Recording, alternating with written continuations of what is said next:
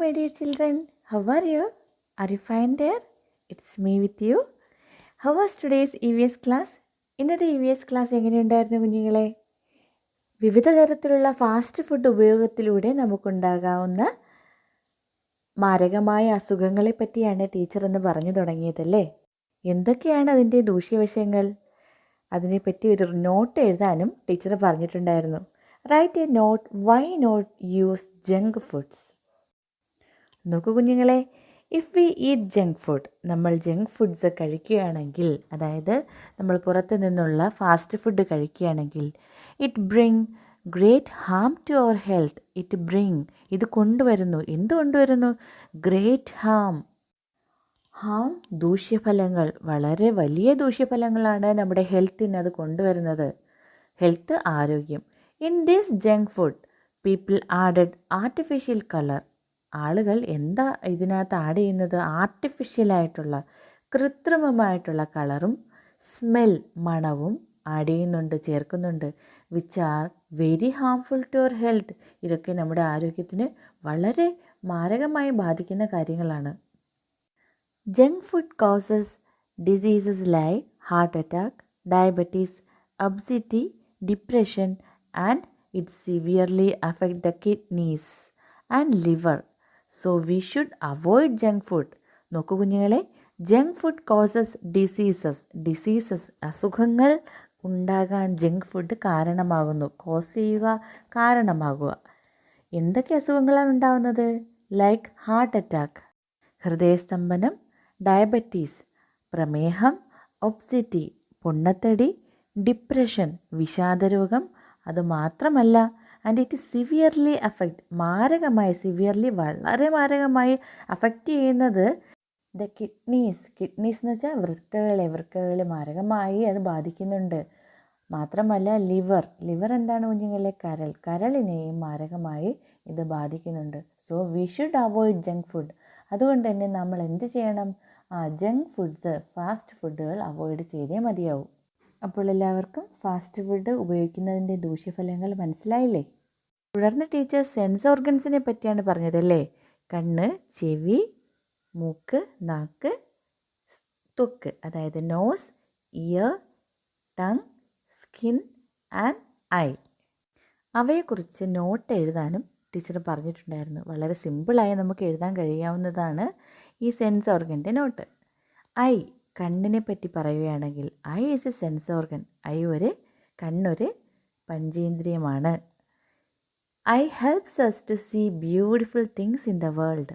കണ്ണുകൾ ലോകത്തുള്ള മനോഹരമായ വസ്തുക്കളെ നമുക്ക് കാണാൻ സഹായിക്കുന്നു. We can identify things by seeing. നമുക്ക് കാണുന്നതിലൂടെ, കാഴ്ചയിലൂടെ വസ്തുക്കളെ വേർതിരിച്ചറിയാനും കഴിയുന്നു.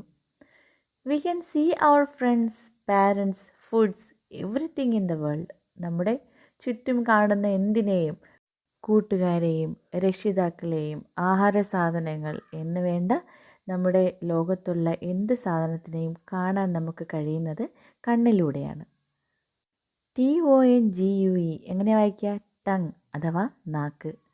നാക്ക് ഒരു പഞ്ചേന്ദ്രിയമാണ്. Tongue is a sense organ. Knowing by tasting. എങ്ങനെയാണ് നമ്മൾ അറിയുന്നത്?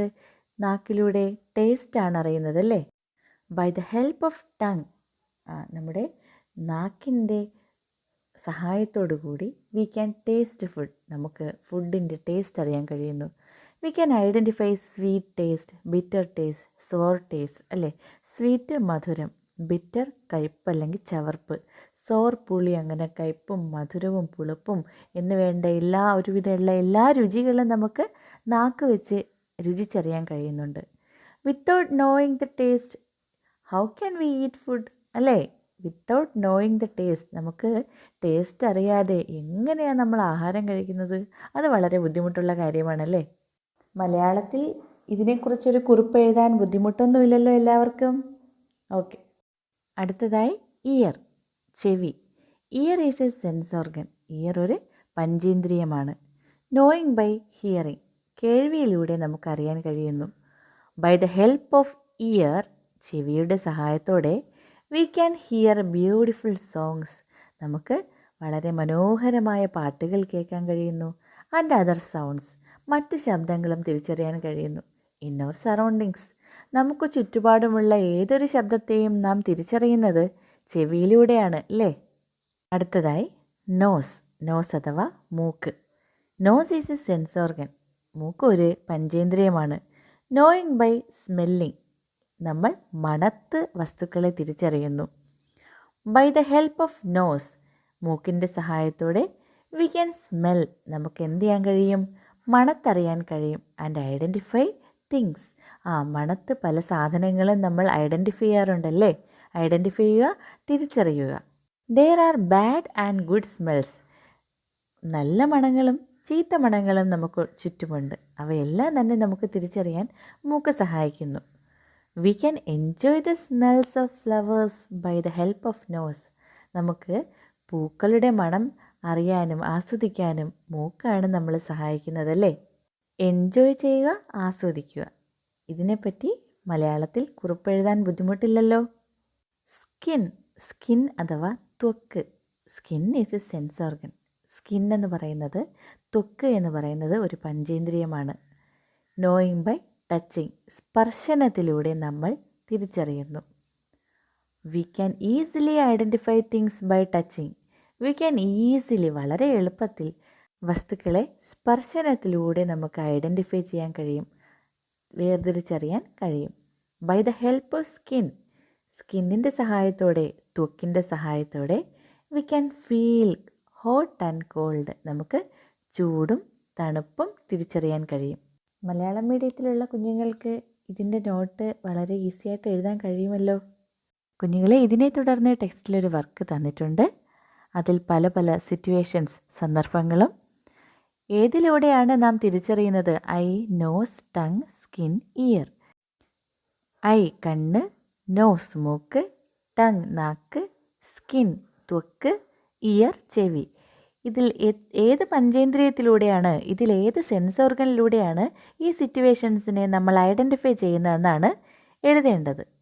ടിക്ക് ചെയ്ത് നിങ്ങളത് രേഖപ്പെടുത്തണം. കളർ ഓഫ് റെയിൻബോ, മഴവില്ലിൻ്റെ നിറം എങ്ങനെയാണ് നമ്മൾ തിരിച്ചറിയുന്നത്? രേഖപ്പെടുത്തുക. സൗണ്ട് ഓഫ് ബേർഡ്സ്, കിളികളുടെ ശബ്ദം എങ്ങനെയാണ് നമ്മൾ തിരിച്ചറിയുന്നത്? രേഖപ്പെടുത്തണം. ഹോട്ട്നെസ് ഓഫ് ടീ, ചായയുടെ ചൂട് എങ്ങനെയാണ് നമ്മൾ തിരിച്ചറിയുന്നത്? സ്മൂത്ത്നെസ് ഓഫ് ഫെദർ, ഫെദർ എന്ന് വെച്ചാൽ തൂവൽ, തൂവലിൻ്റെ സ്മൂത്ത്നെസ്, മൃദുത്വം, തൂവലിൻ്റെ മൃദുത്വം നമ്മൾ എങ്ങനെയാണ് തിരിച്ചറിയുന്നത്? ഹോട്ട്നെസ് ഓഫ് ചില്ലി, ചില്ലിയുടെ, മുളകിൻ്റെ ഒരു ഹോട്ട്നെസ്, ഹോട്ട് ടേസ്റ്റ് എന്താണ് കുഞ്ഞുങ്ങളെ? എരിവല്ലേ? ചില്ലിയുടെ എരിവ് നമ്മൾ എങ്ങനെയാണ് തിരിച്ചറിയുന്നത്? സൗണ്ട് ഓഫ് തണ്ടർ, തണ്ടർ ഇടിമുഴക്കം, ഇടിമുഴക്കത്തിൻ്റെ ശബ്ദം നമ്മൾ എങ്ങനെയാണ് തിരിച്ചറിയുന്നത്? സ്വീറ്റ്നെസ് ഓഫ് ഹണി, തേനിൻ്റെ മധുരം എങ്ങനെയാണ് തിരിച്ചറിയുന്നത്? സ്റ്റാർസ് ഇൻ ദ സ്കൈ, ആകാശത്തിലെ നക്ഷത്രങ്ങൾ നമ്മൾ എങ്ങനെയാണ് തിരിച്ചറിയുന്നത്? Fragrance of incense sticks, fragrance മണം, of incense sticks, incense sticks നിങ്ങൾക്ക് അറിയാമോ കുഞ്ഞുങ്ങളെ? ചന്ദനത്തിരി, ചന്ദനത്തിരിയുടെ ഫ്രാഗ്രൻസ് മണം നമ്മൾ എങ്ങനെയാണ് തിരിച്ചറിയുന്നത്? കൂൾനെസ് ഓഫ് ഐസ്, ഐസിൻ്റെ തണുപ്പ്, കൂൾനെസ് നമ്മൾ എങ്ങനെ തിരിച്ചറിയും? ഇതിൻ്റെ എല്ലാം ആൻസർ ഈസിയായി നിങ്ങൾ ടിക്ക് ചെയ്യുമെന്ന് എനിക്കറിയാം. അതുകൊണ്ട് തന്നെ ടിക്കിട്ട് തരുന്നില്ല, നിങ്ങൾ തന്നെ കണ്ടെത്തി എഴുതുക. അതിനുശേഷം ടീച്ചർ നിങ്ങൾക്കായി ഒരു വർക്ക്ഷീറ്റ് തന്നു മക്കളെ, ഓർമ്മയുണ്ടോ? കുടുംബം 1, കുടുംബം 2, കുടുംബം 3, 3 കുടുംബത്തിലെ അംഗങ്ങൾ കഴിച്ച ആഹാരത്തിൻ്റെ കണക്കാണ് തന്നിരിക്കുന്നത്. ഇതിൽ സസ്യത്തിൽ നിന്ന് കിട്ടിയ ആഹാരവുമുണ്ട്, ജന്തുക്കളിൽ നിന്ന് കിട്ടുന്ന ആഹാരവുമുണ്ട്. നമ്മൾ ചെയ്യേണ്ടത് ഇവ സസ്യങ്ങളിൽ നിന്ന് കിട്ടുന്നതും ജന്തുക്കളിൽ നിന്ന് കിട്ടുന്നതുമായിട്ടുള്ള ആഹാര സാധനങ്ങളെ വേർതിരിച്ച് പട്ടികപ്പെടുത്തണം. മലയാളത്തിലാണ് ടീച്ചർ വർക്ക്ഷീറ്റ് തന്നിരിക്കുന്നത്. ഇംഗ്ലീഷ് മീഡിയത്തിലെ കുട്ടികൾക്ക് വേണ്ടി ഇംഗ്ലീഷ് കൂടി വർക്ക്ഷീറ്റ് ചെയ്തിട്ടുണ്ട്. അപ്പോൾ മലയാളത്തിലുള്ള മക്കൾ അത് കണ്ട് കേട്ട് മനസ്സിലാക്കി എഴുതുമല്ലോ. കുഞ്ഞുങ്ങളെ, ഫുഡ് ഫ്രം പ്ലാന്റ്സ്, പ്ലാന്റ്സ് എന്ന് വെച്ചാൽ സസ്യങ്ങളല്ലേ? സസ്യങ്ങളിൽ നിന്ന് കിട്ടുന്ന ആഹാര സാധനങ്ങൾ ഫാമിലി 1, ഒന്നാമത്തെ ഫാമിലി ഉപയോഗിച്ച് നോക്കൂ. ആപ്പിൾ, റൈസ്, എലിഫൻറ്റ് ഫുഡ് യാം, അമറാന്തസ്, ക്യാരറ്റ്, ബ്ലാക്ക് ഗ്രാം. ആപ്പിൾ എന്താണെന്ന് നിങ്ങൾക്കറിയാം. റൈസ് എന്താണ് കുഞ്ഞുങ്ങളെ? അരി അല്ലേ? എലിഫൻറ്റ് ഫുഡ് യാം എന്ന് പറയുന്നത് ഒറ്റ വാക്കാണ്. അതെന്താണ്? ചേനയാണല്ലേ. അതുപോലെ അമരാന്തസ് ചീരയാണ്. ക്യാരറ്റ്, ബ്ലാക്ക് ഗ്രാം എന്ന് പറയുന്നത് എന്താണ് കുഞ്ഞുങ്ങളെ? ഉഴുന്നാണല്ലേ. ആദ്യത്തെ ഫാമിലി ഉപയോഗിച്ച സസ്യങ്ങളിൽ നിന്നുള്ള ഫുഡ് മനസ്സിലായില്ലേ? ഒന്നാമത്തെ ഫാമിലി അനിമൽസിൽ നിന്നും എടുത്തിരിക്കുന്ന ഫുഡ് ഏതൊക്കെയാണെന്ന് നോക്കൂ. എഗ്ഗ് മുട്ട, ഗോട്ട് മീറ്റ്. ഗോട്ട് എന്താണ് കുഞ്ഞുങ്ങളെ? ആടാണല്ലേ, ആട്ടിൻ്റെ ഇറച്ചി. മിൽക്ക് പാല്, മാക്രേൽ ഫിഷ്. മാക്രേൽ എന്താണ് കുഞ്ഞുങ്ങളെ? നമ്മുടെ അയല മീനാണ് കേട്ടോ.